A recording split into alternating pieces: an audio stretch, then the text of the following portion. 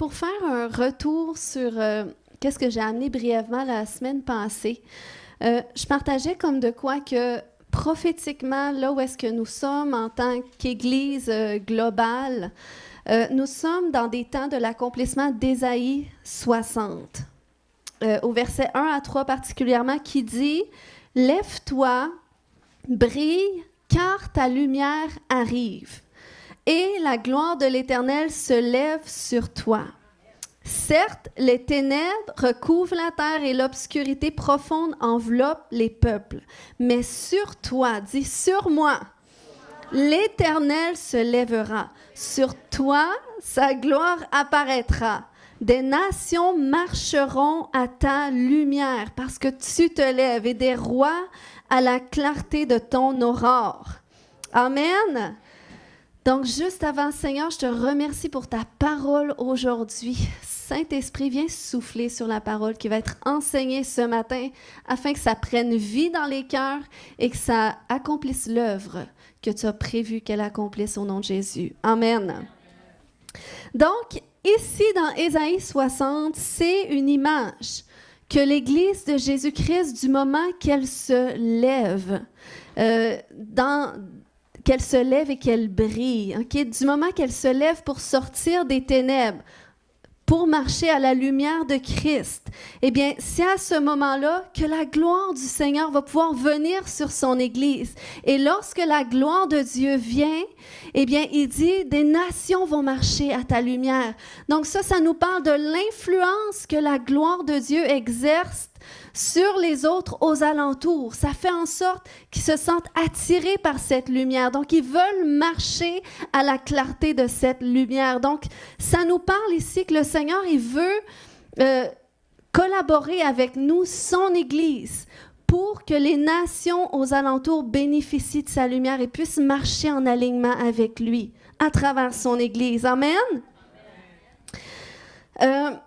Et la semaine passée, je parlais particulièrement que nous sommes appelés à donner un modèle d'exemple aux alentours dans divers sujets, mais ici, mon emphase à travers ce message, c'était particulièrement la famille, parce qu'on sait que les familles sont tellement en souffrance, tout ce qu'on entend aux nouvelles, c'est terrible, les tragédies qui se produisent.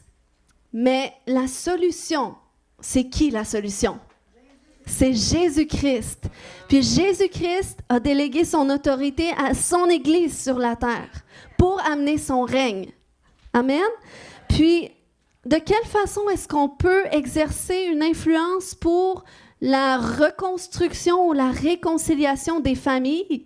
Eh bien, un élément clé sur lequel je mets l'emphase à travers ce message, c'est à travers ce modèle d'exemple de famille que nous, en tant qu'Église, on va pouvoir amener à la société. Parce qu'il y a quelque chose à comprendre qu'on peut déjà établir dans la maison de Dieu qui va avoir des répercussions à l'intérieur de nous. Parce que c'est Jésus lui-même qui a fait cette prière un jour dans Jean 17, 21 en disant à Dieu le Père avant qu'il quitte, il a dit « Je prie qu'ils soient un, ensemble, comme nous sommes un, toi et moi. » Donc, on parle de modèle de famille dans le sens de l'unité qu'on est appelé à exprimer les uns avec les autres. Le Seigneur désire voir une Église unie. Amen. Il désire venir chercher une épouse qui va être unie comme lui. Il est uni avec elle. Amen. On est une seule chair avec Jésus. Eh bien, il désire qu'on soit un aussi, les uns avec les autres. Donc, on peut y parvenir d'un endroit d'amour qui se vit avec le fondement de la révélation que nous sommes tous des fils et des filles de Dieu. Amen. Ça, c'est la base qui peut nous permettre de reproduire ce modèle-là d'unité. Parce que sans Jésus, c'est impossible, avec nos différences et tout ça. Mais avec comme fondement que nous sommes tous un enfant de Dieu à part entière. Donc, quand on s'unit à Jésus, on expérimente ce qu'on appelle la nouvelle naissance. On devient né de Dieu. Et vu qu'on devient fils ou fille de Dieu, on devient aussi frères et sœurs les uns avec les autres. Amen. Donc, c'est pour ça que dans le royaume des cieux, il n'y a personne qui est plus grand qu'un autre. Même Jésus a dit, le plus grand parmi vous va être le serviteur de tous. Donc, le Seigneur, il ne juge pas les choses à la façon humaine ou au regard comme nous, on peut le faire humainement. Mais Dieu voit les cœurs. OK? Puis, il désire qu'on soit à cet endroit d'unité. Le pasteur Randy Needham a dit « Quand tu trouves la famille avec laquelle tu es appelé à marcher, tu trouves ta destinée. » Amen, parce que tu ne portes pas ta destinée à toi seul. Ta destinée est connectée à une famille spirituelle. C'est pour ça qu'on a besoin les uns des autres. Et lorsqu'on est connecté de façon intergénérationnelle, où est-ce qu'il n'y a pas que des fils et des filles, mais il y a aussi des pères et des mères, eh bien, c'est là qu'on peut recevoir la bénédiction qui vient avec. OK? Puis, une famille spirituelle, ça fait partie des promesses que Jésus a fait à ceux qui le suivraient. Il avait dit dans Marc 10, 29, 30, je vous le dis en vérité, il n'est personne qui, ayant quitté à cause de moi et à cause de la bonne nouvelle sa maison ou ses frères ou ses sœurs ou sa mère ou son père ou ses enfants ou ses terres, il ne dit pas ses maris, ses femmes, mais bien la famille autour ne reçoivent au centuple présentement dans ce siècle-ci des maisons, des frères, des sœurs, des mères, des enfants. C'est où est-ce qu'on trouve ça? C'est à travers la famille de Jésus. Et des terres avec des persécutions et dans le siècle à venir la vie éternelle. Mais il dit qu'ils reçoivent au centuple. Et c'est le désir de Dieu. Lorsqu'il a créé l'homme sur la terre, il a dit, voici maintenant, allez, multipliez-vous, remplissez la terre, assujettissez-la, dominez sur la terre. Amen. Donc, c'est le même concept du point de vue spirituel. Quand on vient à Jésus, il désire qu'on puisse à nouveau restaurer son règne sur la terre, qu'on puisse régner sur la terre avec lui et qu'on puisse se multiplier, faire des fils et des filles. Vous êtes avec moi? OK. Donc, ce matin, 2 éléments concernant les bénéfices de vivre l'Église avec la mentalité d'une famille. Premièrement, c'est que ça restaure la position des fils et des filles. Précision, dans une famille, merci Gisèle pour tes amen, ça m'encourage. Dans une famille, il n'y a pas d'enfants sans parents. Okay? C'est vraiment très sage, OK? Il n'y a pas d'enfants sans parents dans une famille.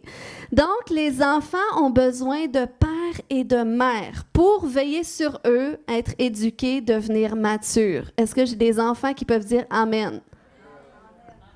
Amen. Donc, même Jésus, c'est ça, tout le monde, c'est des enfants. OK, Jésus, le Fils de Dieu, on sait que lui-même a eu des parents, OK? Puis il a dû grandir sous leur autorité. La Bible nous dit dans Luc 2, 25 que Jésus croissait en sagesse, en stature et en grâce devant Dieu et devant les hommes. Amen. Donc, si je vous dis ça, OK, c'est parce que dans un premier temps, Dieu vous a destiné tous et chacun à être des pères et des mères spirituels pour des gens. OK? On sait que la Bible nous dit que la création souffre après la révélation des fils et des filles de Dieu. Mais les fils et les filles de Dieu sont appelés à être des pères et des mères pour cette génération en souffrance. Mais si on veut être à cet endroit d'être des pères et des mères, ça doit commencer à cet endroit où est-ce qu'on est fils et filles. OK? Puis, moi, personnellement, un jour, parce que j'avais un esprit orphelin, eh bien, j'avais un esprit orphelin. Pourquoi? Parce que j'ai vécu du rejet de mon père. Je n'avais pas de papa présent quand j'étais petite. Fait que ça a créé en moi une mentalité orpheline, mais j'avais vraiment un esprit orphelin. J'avais besoin d'être délivrée. Puis, ce qui faisait en sorte que j'avais du mal à être fille. Je ne savais pas c'était quoi être une fille, parce que je n'avais pas connu c'était quoi être un père. Puis, plus tard, quand le Seigneur me joint à une famille chrétienne, à ma famille spirituelle, eh bien, c'est le papa Jean Turpin qui est devenu une sorte de père spirituel. Mais j'avais du mal à me voir fille de ce père-là. J'avais du mal à accepter cette place-là. Pourquoi? Parce que cet esprit orphelin m'empêchait de comprendre que j'étais d'abord et avant tout la fille de Dieu. Okay? Je savais qui j'étais en Christ. Je connaissais mon identité en Christ. Mais mon identité en tant que fille, eh bien, ça, c'était différent. Je n'avais pas saisi quelle place que j'avais auprès de Dieu. Donc, ça se manifestait dans ce manque de savoir comment être une fille maintenant des pères spirituels que Dieu met sur ma vie. Donc, ça me mettait dans une position que c'est comme si je plaçais des attentes sur eux qui ne parvenaient pas à remplir. Puis c'était des attentes vraiment personnelles que même j'exprimais pas. Tout ça était à l'intérieur de moi. J'avais des attentes par rapport à ce à quoi ça devrait ressembler un père. Donc, parce que c'était pas comme qu'est-ce que moi j'avais conçu, eh bien, j'avais du mal à vraiment engager mon cœur dans cette relation-là, dans cet alignement spirituel. Donc, ce qui faisait en sorte que j'avais du mal à bénéficier aussi vraiment de cet alignement puis me voir comme une fille. Jusqu'au jour où est-ce que le Seigneur, dans sa bonté, lui savait, donc il m'a délivré de cet esprit que j'avais. De la façon qu'il m'a délivré, c'est en chassant cet esprit, bien sûr, mais c'est aussi à travers cette révélation que je suis la fille bien-aimée de Dieu, en qui il a mis toute son affection. Et j'ai compris que cette révélation-là, c'est la base de tout, qui suffit pour venir combler ce désir intérieur, d'être reconnu, cette affection qui me manquait à l'intérieur de moi à cause du rejet de mon père. Donc, Dieu devait venir le combler lui-même parce qu'un homme ou une femme ne peut pas venir combler le manque-là qu'on a à travers nos blessures. On a besoin que Dieu vienne faire cette œuvre-là en nous.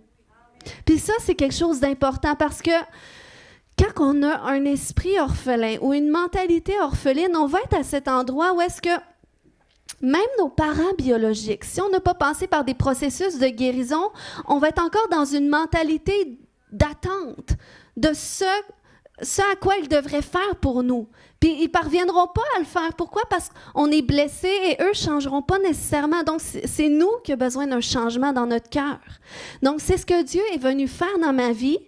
Et à partir du moment que j'ai été délivrée, eh bien là, j'ai pu voir la beauté puis le privilège que j'avais, des gens que Dieu a placés sur ma vie dans cette position de père et de mère. Et j'ai pu m'aligner avec eux et parce que j'ai vu et j'ai reconnu que combien Dieu les avait placés dans cette position, j'ai reçu la bénédiction qui venait avec. Amen. Donc, si on veut être des pères et des mères spirituelles, on doit d'abord et avant tout apprendre à être des fils et des filles. Et ça commence en étant réalisant que nous sommes fils et filles de Dieu. Que Dieu nous aime autant que Jésus. Jésus avait dit, tu leur as donné, en parlant à Dieu, il dit, tu leur as donné la gloire que tu m'as donnée parce que tu les as aimés comme tu m'as aimé. OK? Donc, Dieu nous aime autant que Jésus. Oui, il nous aime en Jésus. C'est à cause de Jésus qu'il nous aime autant. Mais à la base, il nous aimait autant. C'est à cause de la nature du péché qu'on avait une séparation avec Dieu. Mais vu que Jésus est venu briser cette séparation, on a plein accès à l'amour du Père. Donc, il nous aime pas seulement en Jésus. C'est pas juste parce qu'il te voit en Jésus, mais c'est de comprendre qu'il te voit parce qu'il veut te voir. Il te considère vraiment en tant que personne. Amen. Alors, c'est important, OK, de réaliser que oui, à la base, nous sommes fils et filles de Dieu, mais Dieu veut aussi nous connecter à des pères et des mères spirituels. Il ne veut pas qu'on soit seul et orphelin. Jésus, on sait, Jésus avait dit, je ne vous laisserai pas orphelin, je vais vous envoyer un consolateur, le Saint-Esprit, qui va être avec vous. Mais ce n'est pas tout. Dieu veut nous connecter avec une famille. Parce qu'il dit, du moment que tu acceptes Jésus dans ta vie, eh bien, tu deviens un membre au sein du corps de Christ. Donc, si tu n'es pas connecté au corps, tu ne sers de rien. Donc, tu as besoin de te connecter à une famille en Jésus. OK? Puis, ton père ou ta mère spirituelle, ça peut être parfois, ça dépasse. C'est un alignement spirituel. C'est pas nécessairement la personne qui t'a amené à Jésus, mais ça peut être la personne qui t'a amené à Jésus. Quand je parle de père et de mère spirituelle, c'est d'avoir cette connexion avec quelqu'un où est-ce que tu peux bénéficier de sa maturité, de son expérience, puis que la personne peut être à cet endroit où est-ce qu'elle peut prier pour toi, où est-ce qu'elle peut t'encourager, où est-ce qu'elle peut t'aider à grandir spirituellement, comme un parent fait envers un enfant. Donc, ça, c'est possible de trouver des connexions comme ça à travers l'Église. Puis, évidemment, le pasteur a ce rôle-là, parce que la Bible le compare aussi au berger. Donc, il y a ce rôle-là de veiller sur le troupeau, de veiller sur les gens,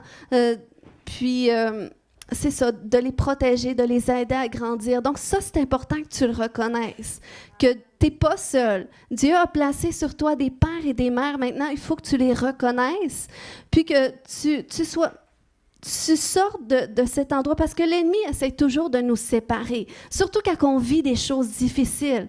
Quand que tu fais quelque chose que tu n'aurais pas voulu faire, tu tombes dans le péché, peu importe, eh bien, l'ennemi, il veut mettre la honte sur toi. Il veut t'isoler. Mais nous, on doit apprendre à sortir de l'isolement, à réaliser que non, tu sais, c'est pas grave. Peu importe si je tombe, la Bible dit, 7 fois le juste tombe, il va se relever. OK? Donc, on tombe, on se relève. Puis, ça nous aide dans notre marche lorsqu'on a des personnes de référence qui peuvent croire en nous, qui peuvent voir qu'est-ce que Dieu veut faire avec nous et qui peuvent nous encourager sur cette voie. Donc, un autre bénéfice de vivre l'Église avec la mentalité d'une famille, c'est que ça restaure la position des pères et des mères. OK? Plus qu'on développe l'honneur dans un concept de famille, selon la reconnaissance de la position d'autorité de chacun, plus que ça va créer un climat d'unité. Tandis que le contraire va tendre à amener le désordre et installer une guerre de pouvoir. Donc, parfois, c'est très sournois, mais c'est une des raisons pourquoi, des fois, il y a des tensions et des conflits. On doit réaliser quelle est notre position. Nous sommes tous égaux les uns des autres. Mais je veux quand même mettre l'attention, par exemple, sur le rôle de l'homme et de la femme dans le foyer, particulièrement dans les couples. Parce que c'est important. Okay? On veut donner un modèle. On veut que l'Église de Jésus-Christ puisse donner un modèle aux nations, aux alentours. Mais pour ça, il y a des principes qu'on doit apprendre à mettre en application, oui, dans l'Église, mais aussi dans nos foyers, lorsqu'on sort de l'Église. Comment est-ce qu'on se comporte dans notre position, dans la position que Dieu nous a établie? C'est important parce que les gens nous voient, puis on veut donner un bon témoignage, puis on veut être sûr qu'on marche aussi dans notre autorité déléguée de Dieu. Puis, Dieu a placé l'homme et la femme dans différentes positions, dans les couples particulièrement. Puis, une des missions des femmes, c'est d'honorer la place de l'homme et l'aider à renforcer sa position d'autorité. Y a-t-il des femmes ici? C'est silencieux. Donc, c'est un apprentissage, tant pour les hommes que pour les femmes. Je pense que je vais le répéter. Il me semble. Une des missions des femmes, c'est d'honorer la place de l'homme et l'aider à renforcer sa position d'autorité. Il y a un homme qui dit « Amen », les autres, on va prier pour vous à la fin, OK? On va restaurer votre position d'autorité. Mon mari va prier pour vous. OK. Vous savez, j'ai pris conscience, OK, avec mes enfants, que c'est inné chez les femmes de diriger les choses. C'est des femmes qui aiment diriger les choses.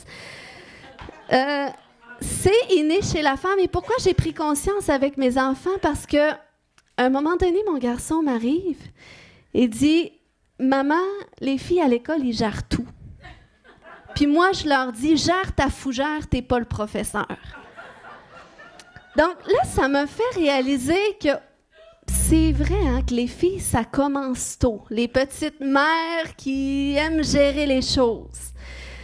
Puis, ça a attiré mon attention parce que je me suis dit, il faut que je prenne garde à ma façon d'éduquer mes enfants. Parce que moi, j'ai 2 garçons. Puis, je veux pas être à cet endroit où est-ce que je gère trop leurs fougères, leurs affaires, que ça va les écraser dans leur masculinité. Parce que souvent, les femmes, on peut être à cet endroit qu'on est exigeante. Puis, si un homme prend moindrement pas sa position d'autorité, eh bien, ça peut écraser l'homme dans son autorité. Amen. Donc, tu as ces garçons qui vont être comme mon fils, qui vont dire « Femme, gère ta fougère ». Ils vont prendre leur place. Mais tu as ces hommes qui, à force de se faire comme tasser, eh bien, ils vont finir par se retirer. Un homme qui se retire, souvent, il se ferme la bouche et il ne parle plus. Donc, c'est ce qui se produit quand une femme prend trop de place. Puis, beaucoup d'hommes que je rencontre en relation d'aide qui sont du style passif. Souvent, c'est des hommes qui ont eu un modèle de mère qui était très exigeante, qui gérait bien, très, très bien les choses. Puis, ça a créé en eux cette mentalité un peu, de retrait. Puis souvent, c'est des hommes, parfois, qui vont avoir une femme qui va ressembler à leur mère. Donc, une femme qui prend beaucoup de place, qui est très exigeante aussi. Donc, ce qui amène ces hommes dans une sorte de passivité. Puis c'est important ici, parce que ça s'exprime aussi dans la vie spirituelle d'un homme. Parce qu'un homme qui n'a pas appris à prendre sa position d'autorité, eh bien, il va avoir du mal aussi à la prendre en Jésus-Christ, en tant qu'homme de Dieu.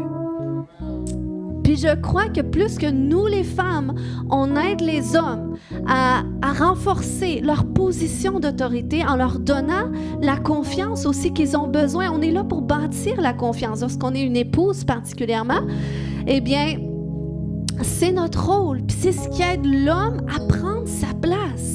Et lorsqu'un homme prend sa place dans la vie, eh bien, il est plus en mesure aussi de la prendre spirituellement, sa place. Et ça, c'est important parce qu'on ne veut pas être une église juste de femmes. On veut voir des hommes. C'est pas parce qu'il y a une femme pasteur ici qu'il n'y a pas une place pour les hommes aussi. Il y a autant une place pour les hommes. Amen. Donc, je partage quelques bases ici parce qu'on est là pour restaurer le modèle de la famille. Donc, la Bible dit dans Éphésiens 5:23 que le mari est le chef de la femme. Comme Christ est le chef de l'Église, qui est son corps et dont il est le sauveur. Donc, si le mari est le chef de la femme, c'est que la femme doit laisser une place de gouvernance au mari. OK? Elle doit laisser cette place à son mari où est-ce qu'il peut être écouté, où est-ce qu'il peut être célébré, où est-ce qu'il peut être considéré. Amen.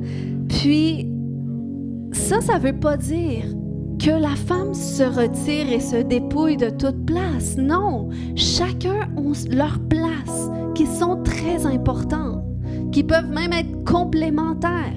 Donc, chacun a leur rôle, mais on doit, parce que là, on parle d'autorité déléguée. On veut marcher dans l'autorité déléguée de Jésus sur la terre.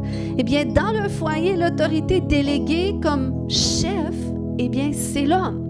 Donc, c'est important parce que si une femme marche dans l'autorité de l'homme ou qu'un homme marche dans l'autorité de la femme, là, on n'est plus dans l'autorité, mais on est dans le contrôle. Et c'est à cet endroit qu'il peut y avoir des abus de pouvoir, abus spirituels, abus psychologiques de toutes sortes. Donc, c'est pour ça qu'on doit réaliser la place que l'homme a et la femme que l'homme a et chacun réaliser qu'on a une position d'autorité extraordinaire et on veut marcher dans notre grâce. OK? Parce que c'est ce qui s'est produit, c'est le contraire plutôt qui s'est produit dans le couple de Jézabel et d'Akab. OK? Parce que Akab et Jézabel, c'était un couple du temps...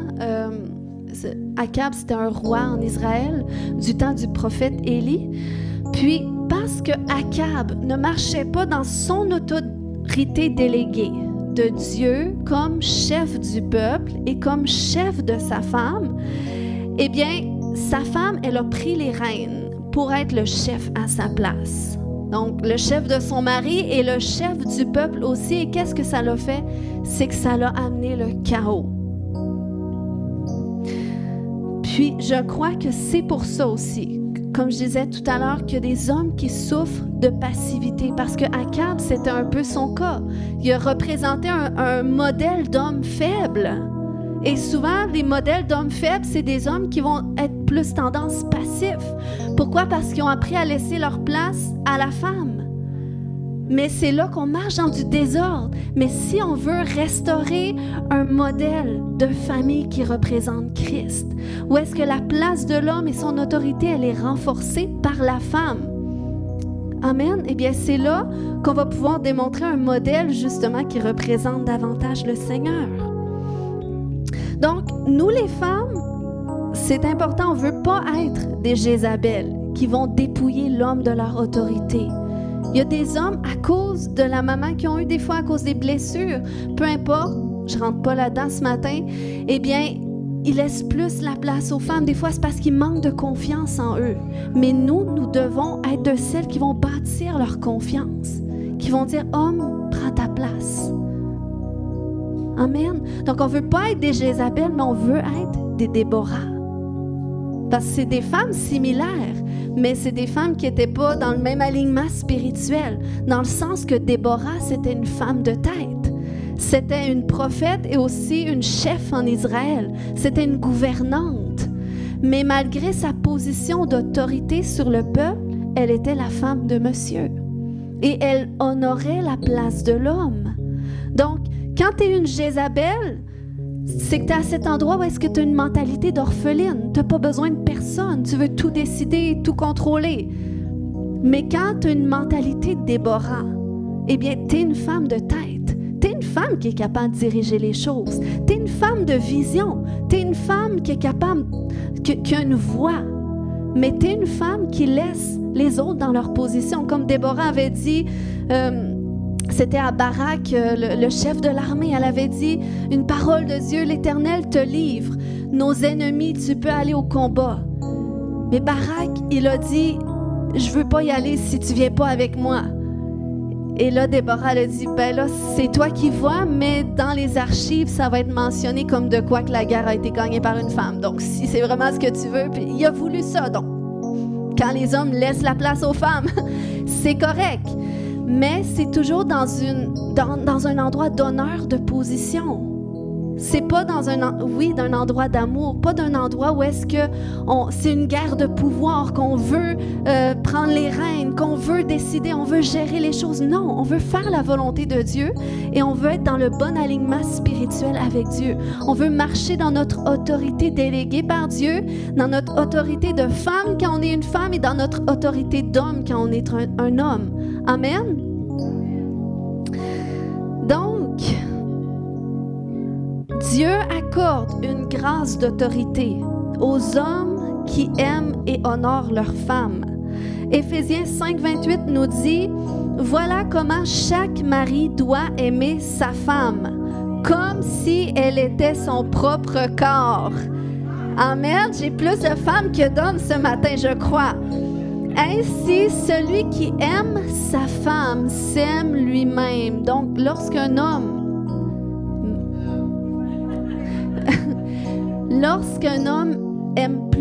a des comportements plus difficiles envers sa femme, parfois c'est parce que l'homme est blessé. Mais on doit quand même remplir notre responsabilité de le bâtir, OK? Mais le mari doit aimer sa femme comme son propre corps. Amen. Puis il doit l'aimer comme Christ a aimé l'Église, parce que le corps, ça représente l'Église. Ensuite, Dieu accorde une grâce d'honneur aux femmes qui se soumettent à leur mari. C'est deux hommes et une femme qui a dit Amen. Il y a une femme qui se soumet ici. Tu vas prier pour les autres femmes. Éphésiens 5, 24 nous dit, mais tout comme l'Église se soumet à Christ, que les femmes aussi se soumettent en tout à leur mari.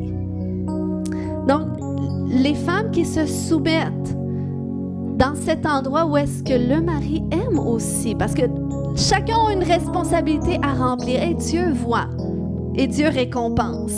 Mais lorsque la femme se soumet à son mari, il y a une grâce d'honneur qui vient. Pourquoi?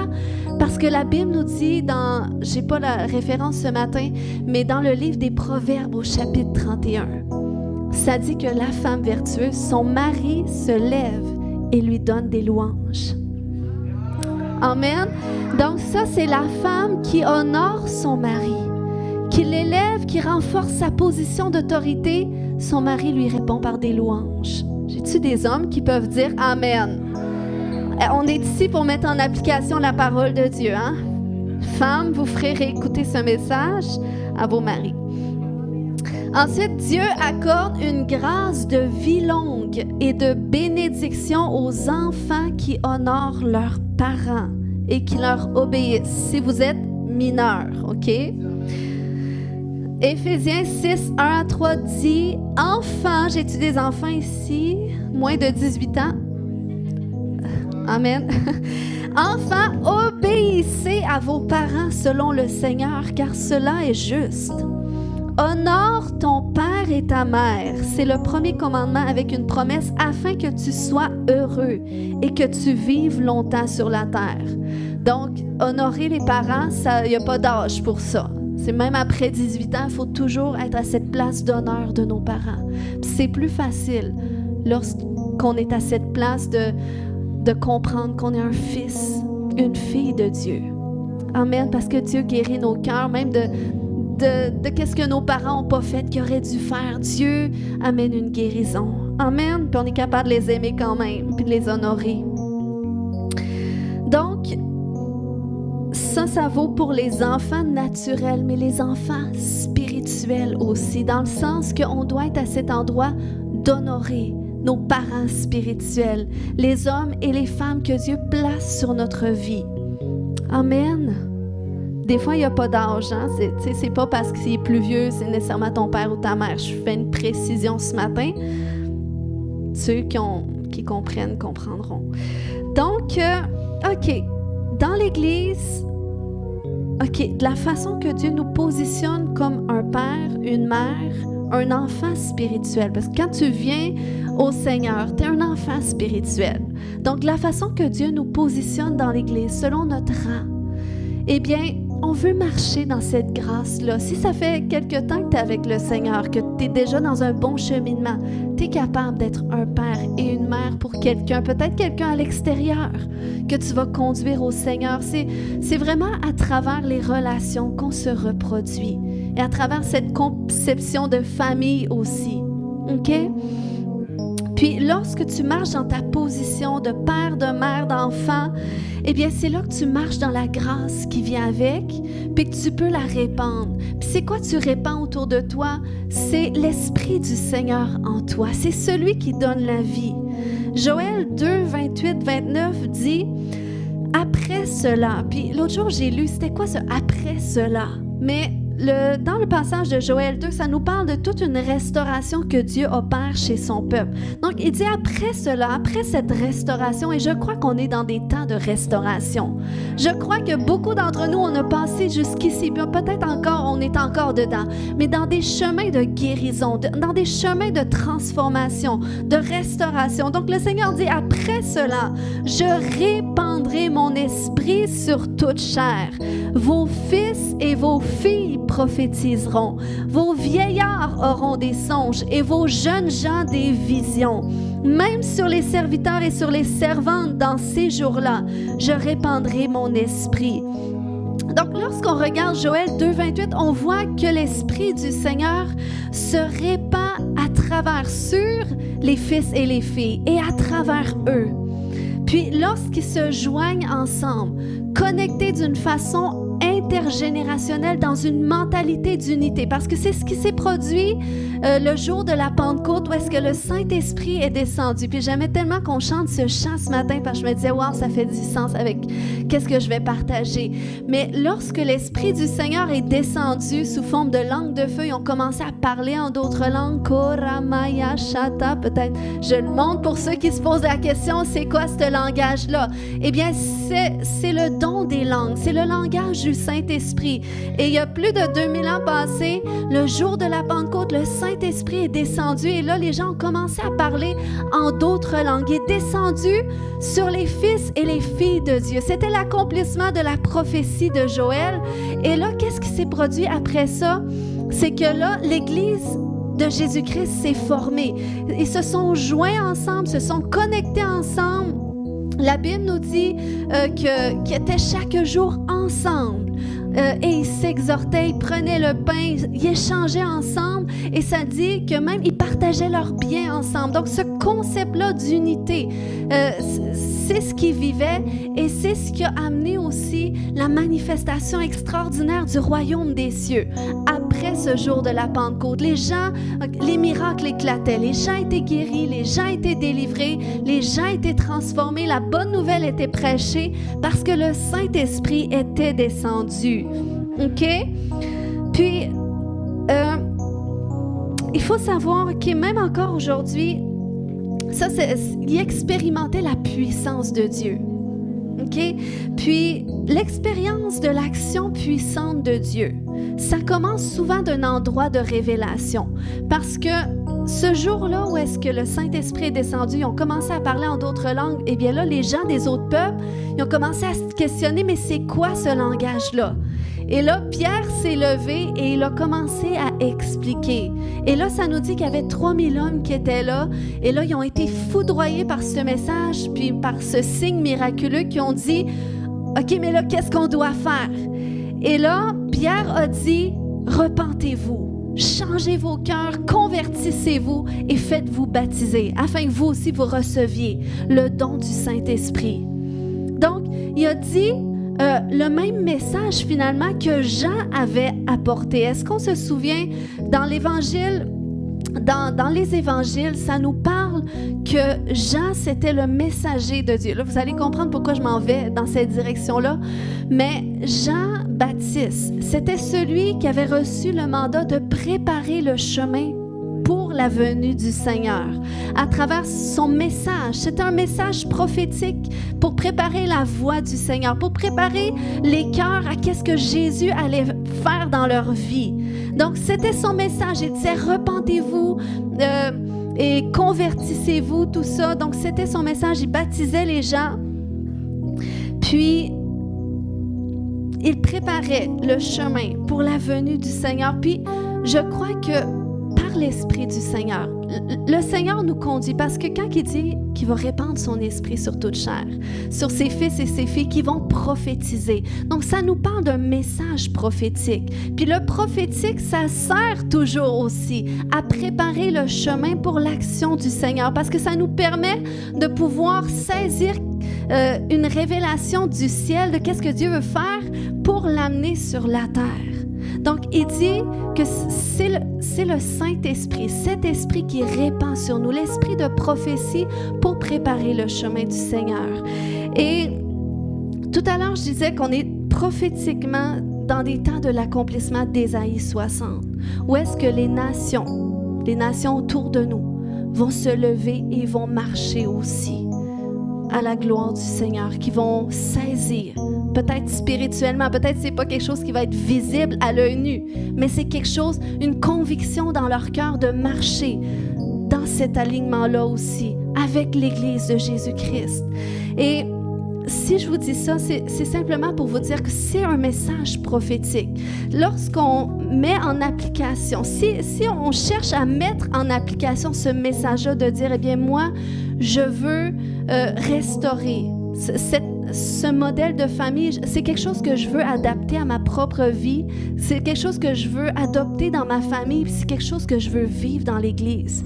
Je veux vivre plus avec une mentalité divisée ou isolée, mais je veux vivre avec cette mentalité de fils, de fille. Je veux me voir comme une fille, je veux me voir comme un fils, puis je veux marcher connecté avec la famille de Dieu.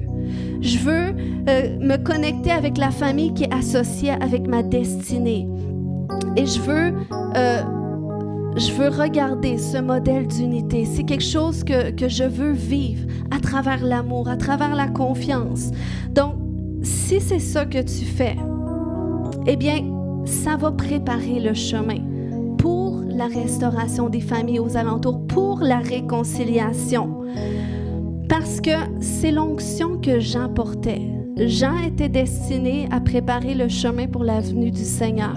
Mais Jean portait cette onction pour la réconciliation. Et ça, c'est la Bible qui nous dit ça, parce qu'il portait le même type d'onction qui était sur la vie d'Élie, le prophète.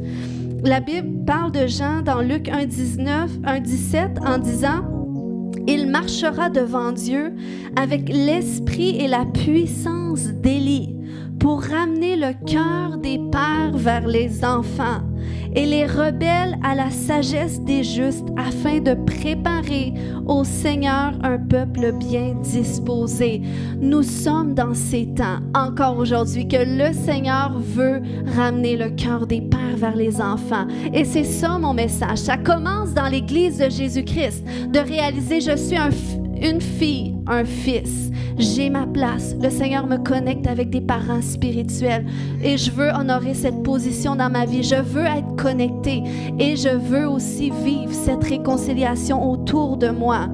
Donc, c'est cette onction qui était sur la vie de Jean, l'onction qui était sur la vie d'Élie.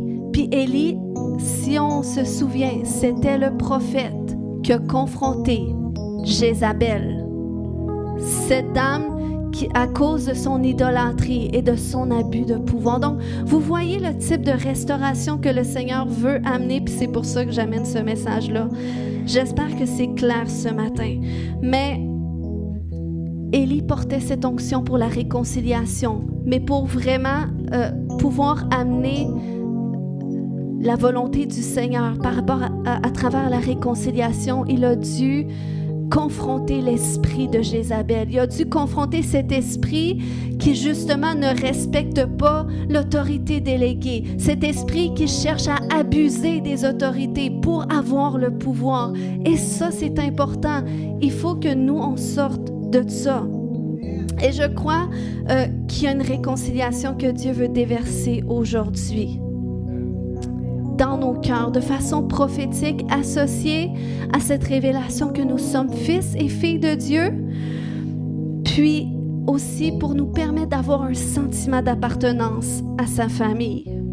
Puis cette réconciliation commence à travers une guérison qu'on expérimente à travers des fois des souffrances qu'on a pu vivre avec nos pères et nos mères biologiques. Alléluia. Puis lorsqu'on le fait, lorsqu'on marche dans cette réconciliation, la Bible nous dit qu'à notre tour, on porte le ministère de réconciliation. Dans 2 Corinthiens 5:18, ça dit « Tout cela vient de Dieu qui nous a réconciliés avec lui par Christ et qui nous a donné le ministère de réconciliation. » Donc, ce ministère de réconciliation, c'est ce que les gens autour de nous ont besoin. C'est ce que les familles autour de nous ont besoin. Puis du moment que tu es réconcilié avec Dieu dans ta position, tu peux être réconcilié avec les autres autour de toi. Amen. Tu peux être réconcilié avec ta famille puis marcher en unité. Alléluia. Donc ce matin, on va prier. Nous allons prier puis j'aimerais qu'on se lève ensemble. Pas tout de suite. Je veux prier ce matin puis dans la façon que j'ai à cœur de prier ce matin, c'est vraiment par rapport à tous les dommages que les abus ont pu faire. Et quand je parle d'abus, c'est tout type d'abus qui existe. Les ravages que ça fait dans l'âme. Parce que cette semaine, j'ai rencontré quelqu'un justement pour un ministère de délivrance. Puis, c'est pas quelqu'un d'ici. Cette dame-là, tout allait quand même bien dans sa vie. Elle dit, je veux juste comme m'assurer, je veux juste qu'on se rencontre, je veux juste aller voir s'il peut y avoir quelque chose. Mais elle dit, j'ai fait énormément de travail, fait que je pense que tout est correct. Puis c'est quelqu'un qui était... Elle a fait beaucoup déjà de relations d'aide avant, donc elle était quand même assez bien, généralement en elle-même. Mais elle commence à me raconter son histoire. Puis moi, je suis tout le temps, quand je rencontre les gens, c'est vraiment d'une perspective spirituelle. Je veux voir spirituellement s'il y a quelque chose à adresser que le Seigneur veut venir ôter. Puis, elle me racontait comme de quoi que ça a été une petite fille qui a vécu de l'abus, une sorte d'abus psychologique un peu par ses parents quand elle était petite. Puis, après ça, une forte abus psychologique par son père, puis elle avait quand même sorti de tout ça, été guérie, mais quand même, c'était le mot qui ressortait. Après ça, elle a vécu un abus sexuel d'un de ses cousins. Puis après ça, elle me raconte un autre abus. Plus tard, elle a adopté des filles. Puis ces filles se sont retournées contre elle, puis vraiment des comportements abusifs, très abusifs envers elle. Puis après ça, ses beaux-parents, sa belle-mère, comportements abusifs. Fait que même si c'était une fille qui était très bien, j'ai dit, tu vois, avec toute ton histoire que tu me racontes, moi, qu'est-ce qui ressort pour moi? C'est vraiment abus. Tu vois comment est-ce que l'ennemi, il cherche à renforcer ce cycle sur ta vie pour t'empêcher de vraiment rentrer dans ta destinée. Parce que c'est ce que l'ennemi veut faire. L'ennemi veut perpétuer des cycles sur notre vie, puis dès que tu as commencé à vivre un abus dans ton jeune âge, quel que soit l'abus, eh bien, parfois l'ennemi va chercher à faire renforcer ce cycle qui va t'empêcher de vraiment être qui tu es, qui va chercher à éteindre des parties de ton âme, qui va chercher même à éteindre ta voix. Puis ce matin, c'est pour ça que je disais, chantez-le, Emmanuel est là, ici présent, parce que c'est comme si j'avais vu cette image d'une épée, mais qui était prise dans la glace. Puis l'épée, ça représente qu'est-ce qui sort de notre bouche. C'est ce que ça représente dans la parole. Mais c'est comme s'il y en a justement, cette épée-là, à cause de certaines circonstances, l'ennemi l'a fait figer dans la glace. Puis l'eau, bon, ça peut représenter qu'est-ce qui est spirituel. Puis je crois qu'il y a une délivrance que le Seigneur veut amener à ça. Moi-même, ça fait partie des grandes délivrances que Dieu a opérées dans ma vie. Vraiment restaurer ma voix parce que j'ai vécu différents types d'abus aussi. Puis ça vraiment, c'est ça qui m'a enfermée dans une timidité, dans un honte de moi, rejet de soi, tout ça. Mais le Seigneur, vous comprenez qu'il veut complètement nous délivrer de ça, puis nous délivrer des cycles. Ça veut pas dire qu'on rencontrera pas des gens qui seront pas tendance abusive, mais du moment que tu es délivré, il y a une barrière qui t'empêche d'encore succomber sous l'autorité de tout ça. Parce que le Seigneur restaure aussi ta position d'autorité. Puis je crois que le Seigneur veut opérer une guérison dans les cœurs aujourd'hui, quelle que soit de quelconque façon qu'il y en a qui ont pu vivre des abus. Ce matin, vous le savez, puis le Seigneur le sait. Puis je veux vraiment prier ce matin parce que c'est ce que je recevais hier lorsque je priais pour aujourd'hui. Qu'il y a une onction de guérison aujourd'hui qui va couler dans les cœurs, puis qui va ramener la vie à tout ce qui est éteindu, tout ce que l'ennemi a cherché à éteindre dans l'âme. Alléluia, Saint-Esprit. Si ce matin, il y en a qui se sentent concernés par ça, vous pouvez mettre votre main sur votre cœur et je vais prier. Kaya shoreke maya shonte, koya shatadayan shoroko. Alléluia. Alléluia, Seigneur Jésus.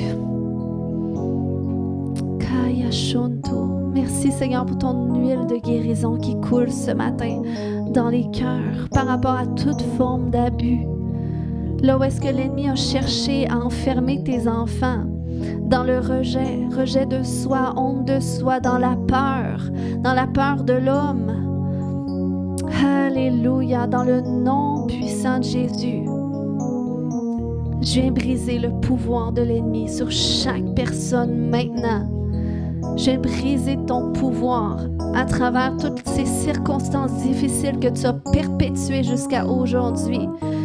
Alléluia, je vais lier tous les esprits qui ont pu rentrer à travers ces blessures, à travers ces abus psychologiques, abus spirituels. Au nom puissant de Jésus, et je commande à ces esprits maintenant, ces esprits d'oppression et de mensonge, de te quitter maintenant dans le nom de Jésus. Koya shoreke mama ya shoto. Koya chanta, là où est-ce que tu as été rejeté, là où est-ce que tu as été rabaissé, peut-être même par tes parents, puis ça a renforcé une mentalité où est-ce que, qui t'empêche de prendre ta place, qui fait que tu te rejettes, tu t'isoles. Dans le nom de Jésus, j'ai brisé maintenant cette prison spirituelle. Au nom de Jésus, je déclare que tous les esprits qui te tenaient captif te quittent maintenant dans le nom de Jésus. Alléluia. Alléluia. Je libère une guérison, une liberté totale ce matin dans le nom puissant de Jésus. Et là où est-ce que ça a même laissé des esprits de contrôle rentrer, je leur commande de te quitter, esprit de contrôle et d'abus. Dans le nom de Jésus, je vous commande de quitter maintenant. Alléluia. Alléluia, libérez maintenant, libérez maintenant. Peut-être ça l'a mis en vous une mentalité même exigeante envers les autres, envers vos enfants, parce qu'on a été difficile avec vous. Mais le Seigneur veut vous libérer parce que ça amène une fatigue même dans votre corps. Koremaya shoto, koya shoto, libère, libère, libère, libère. Libère, koya shore baba baba baba baba yanto. Libère, libère, libère, koya shore mata. Alléluia, alléluia, alléluia. Koya shore kemata, koya shanta. Je déclare que l'onction du Saint-Esprit ce matin vient ramener la vie. Viens ramener la vie dans ton âme là où est-ce que c'était éteint. Alléluia. Et il y a une conscience de Dieu plus profonde qui est ranimée. Il y a une conscience de son amour plus profonde qui est ranimée ce matin. Alléluia. Et il y a une révélation plus profonde de l'amour qu'il éprouve pour toi. Dieu dit, je t'ai aimé depuis le début. Je t'ai aimé depuis le début. Kaya shoroko. Et même dans ces difficultés, j'étais avec toi. J'étais avec toi. Kaya shoto, et je les nettoie de toi pour ne plus que tu les portes. Tu ne porteras plus ces marques d'abus. Je viens les effacer de toi. Le sang de Jésus efface ces marques ce matin afin que tu ne te regardes plus dans le miroir selon ces expériences, ces paroles que tu as reçues, peut-être même cette violence qu'on te fait subir. Tu ne seras plus à cette place de protection, de défensive. Koya shore bakata. Au nom de Jésus, je déclare que ta position de fils et de fille à papa, elle est restaurée. Elle a toujours été là. Depuis que tu es une face informe et une masse informe et vide, alléluia, tu appartenais à Dieu. Et ce sentiment d'appartenance, cette connexion avec Dieu, elle est pleinement restaurée aujourd'hui. Au nom de Jésus, est-ce que tu peux entendre sa voix qui te dit « Tu es mon fils bien-aimé, en qui j'ai mis toute mon affection. Tu es ma fille bien-aimée, en qui j'ai mis toute mon affection. » Alléluia. Kore mama yashote. Koya shanta. Père, merci pour cette guérison. Merci pour cette restauration. Kaya shoto. Kaya shoto. Alléluia. Karaka. Et je déclare ce matin que là où est-ce que nous sommes appelés à être des pères et des mères, là où est-ce que tu as positionné aussi des hommes et des femmes dans le foyer, je déclare une restauration de leur position. Je déclare une restructure là où est-ce que c'est nécessaire. Je déclare un repositionnement qui va faire en sorte que chacun va honorer la position de l'autre et que chacun va renforcer la position de l'autre. Au nom de Jésus, Korek et Maya Shanta. Merci, Papa, pour la transformation dans les cœurs. Merci pour cette unité qui est restaurée dans nos foyers, entre les papas et les mamans, entre les parents et les enfants, et l'unité dans ta maison, les uns avec les autres. Nous sommes tous égaux devant toi. Nous avons tous une place unique. Koremaya Shante. Alléluia. Merci Jésus. Merci Jésus. Ce matin, est-ce qu'il y en a qui n'ont jamais donné toute leur vie à Jésus, qui aimeraient faire cette prière pour dire « Seigneur, je veux te donner toute ma vie. » Avoir cette certitude que tu es sauvé, que quel que soit ce qui pourrait t'arriver demain, eh bien, tu sais que tu vas avec Jésus parce que tu lui as donné toute ta vie. Il y a une prière qu'on peut faire pour ça si vous n'avez jamais fait cette prière. Est-ce que des gens ce matin, vous pouvez lever la main? Je prie avec vous. S'il y a des gens qui n'ont jamais fait cette prière, je vois cette main. Amen. Alléluia. Est-ce que vous pouvez vous avancer? J'aimerais prier avec vous.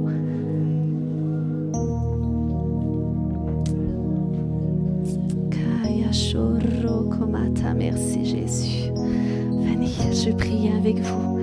C'est un grand jour. Lorsqu'on donne notre vie à Jésus, c'est le début du changement. Amen.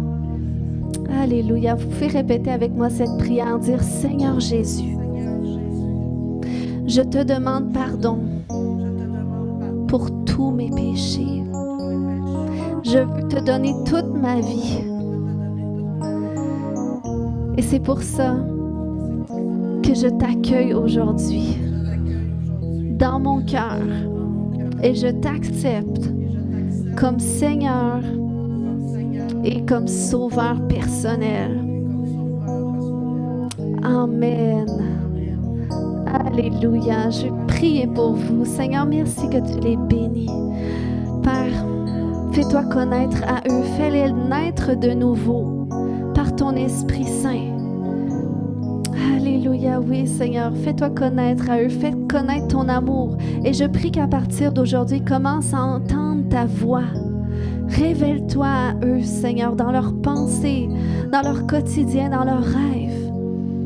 Dans le nom puissant de Jésus, Amen. Alléluia, on peut acclamer le Seigneur.